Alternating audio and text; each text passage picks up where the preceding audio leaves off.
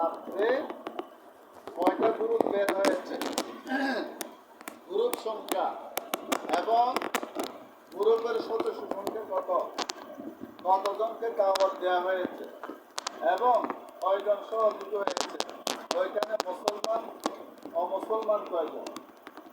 এভাবে করে আপনারা যারা এখানে আছেন দায়িত্বশীল, প্রতিদিন এশারের আগেই বা এশারের পরে আপনাদের উপজেলা রিপোর্ট করবেন, ওনারা জেলাকে রিপোর্ট করবে, আবার আমাদেরকে কিনবে অঞ্চলকে কি করতে হবে, রিপোর্ট করতে হবে।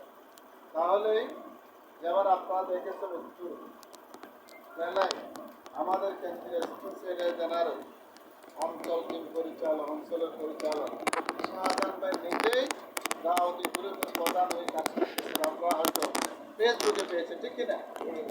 অনুরূপভাবে কাউকে দেখানোর জন্য আপনাদের দাওয়াতি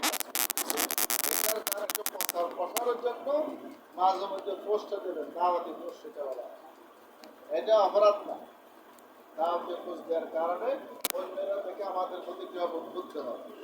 এবার আমার তাহলে কি আমরা গণসংযোগ পক্ষ হাবিবে নজ্জারের মতো তাই বলতে পারবো ইনশাআল্লাহ।